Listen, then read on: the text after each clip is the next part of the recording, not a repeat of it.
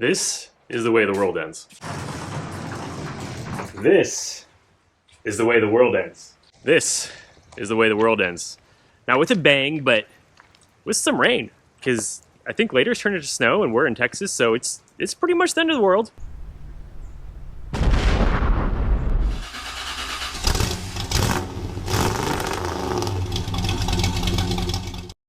So it is the middle of December right now, and I live in Texas, but it can and does snow in Texas, and when that happens, the world basically shuts down. The power may go off, the water may go out, and everything just kind of goes to crap. So, to try and prevent my specific house from going to crap, I have purchased a generator, and that's what we'll be installing today.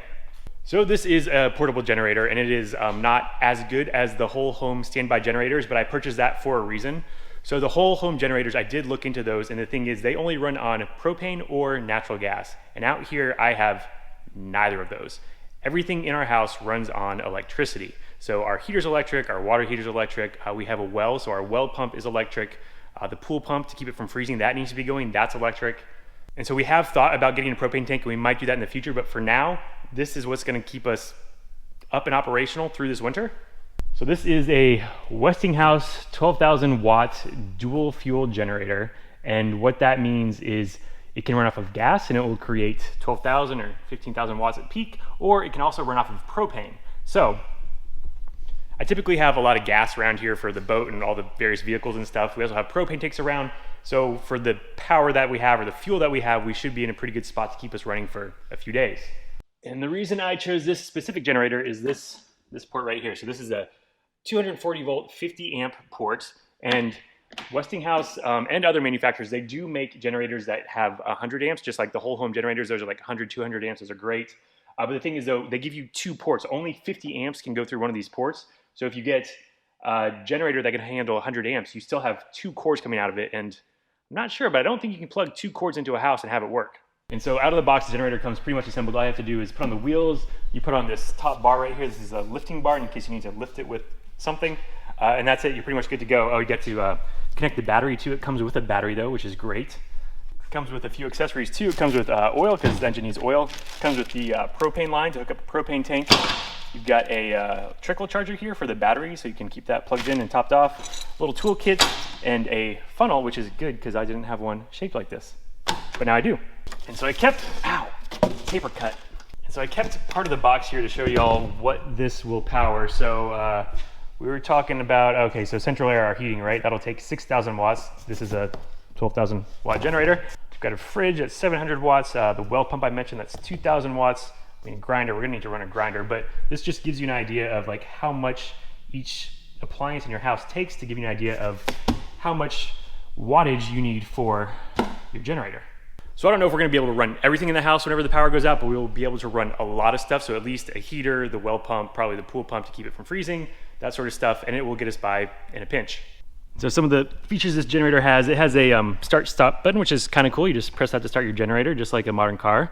And also, like a modern car, it has a remote, like a remote start and stop. I don't know exactly why you need this, but we have it in case we want it.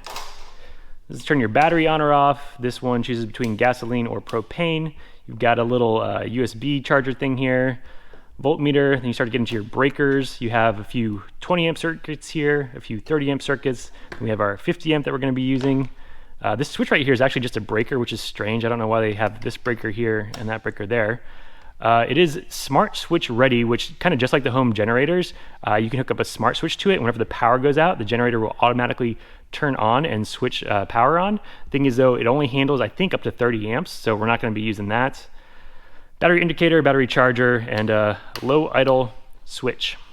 So it takes 10.5 gallons of fuel, and I found differing reports on the internet. I don't know exactly how long this is gonna last, but I think it should last about 11 hours. And so to get this installed, it's really not that hard. I just picked up a few other things. So the first thing you need is this right here. And I will link to everything we used today in the description below, but this is a generator inlet box. So this is where you're going to plug in your generator to your house. We've got a 50 amp breaker, so 50 amp plug on the generator. That will give us the most power that we can get through it.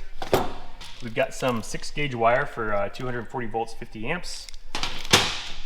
This little elbow thing here, this is just to get the wire from the box into the house. And I picked up a extension cord to get it from the generator to the house, and then cover because this will probably live outside. So normally the way this would work is you would have your main breaker here. You would choose the spot next to it for the breaker for your generator, and you'd get what's called a generator interlock, and that's basically just a little plate that makes it so you physically can't have your main breaker on and your generator breaker on at the same time. The thing is, as you can see, we're out of space, so we need to come up with another option. My first thought was we could take one of these breakers out, put a little sub panel here, put that breaker over here, put the generator breaker over here, and then we could put the generator inlet off of that sub panel. The thing is, then we're just getting into multiple panels over here. I don't really want to do that because we already kind of have a sub panel. So over here in the garage, we have this right here. This is the breaker box for this garage. And as you can see, it has much space. So what I'm thinking is we can put our breaker for the generator in here, run the wire out to our generator inlet, like right out there, and then the power will feed back through the wire going to the garage into the house. Now, admittedly, that is not ideal because voltage does drop as it travels over distance. So Alexa, what is the AC voltage drop over 100 feet for a 6-gauge wire?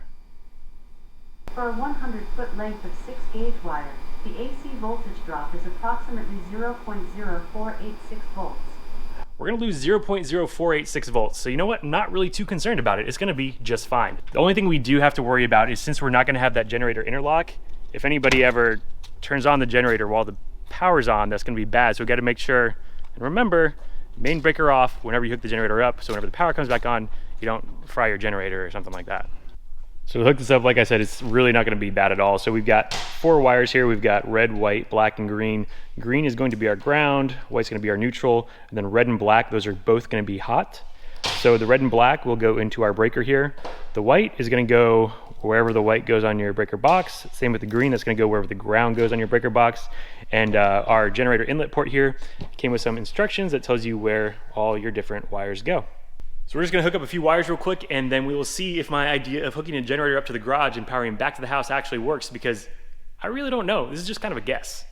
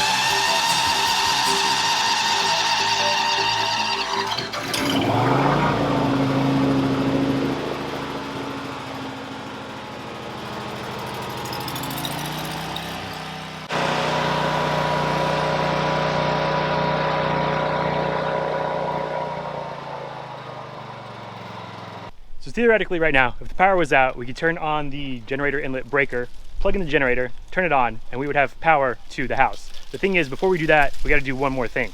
We need to turn off everything that we don't want to have power. So if we turned on the generator and the entire house was plugged into it and it pulled more than 50 amps, all it would do is pop the breaker on the generator and we'd have no power.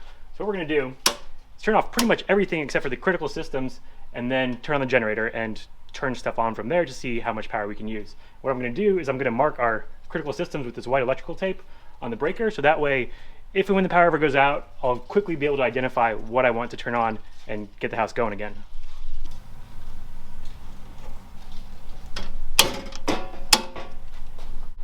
I kind of get the feeling that the power's gonna go out real soon. Do y'all just kind of feel like, oh no, the power's out? So now we're gonna leave all of our white ones on, turn everything else off, go turn on our generator. So we plug it in.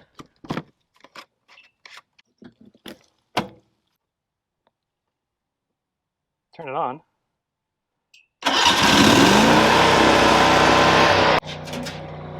then once we flip this breaker, things should either work or explode. I'm gonna go ahead and turn the lights in here back on just so we can see if they come on. There you go. We should have power. Fridge light is on. Nothing over here seems to be blowing up. And the AC system appears to be happy, like it's working, it has power. Still have water pressure, so the well is working. Pool equipment also working. So take that, winter. So to install the outlet here, that probably took only 30 minutes. The biggest thing about this is probably figuring out your own breaker situation, what needs to be on, what needs to be off, so you don't blow up your house, that sort of stuff. But other than that, it's really easy. All in for all of this, the plug, the outlet, the generator, everything is about $3,000. If you wanted to go the whole home generator, those are like $6,000 to $7,000. And then you need propane and gas and the transfer switch and all that stuff adds up. So this is kind of like a quick, easy, if the power goes out this winter, we'll be able to get through, no problem. Long term, may look into a whole home generator, but for now, this is gonna do it. So until next time, bring it on. Where's the snow? Where is it? It's just kind of sunny and 70 today. This is weird, it's December. So I've been looking for my favorite pair of needle nose pliers for a long time. I just opened the breaker box and guess what? They've been sitting in there since, I guess, the last time I worked on the breaker. And I got a razor blade knife too. Cool.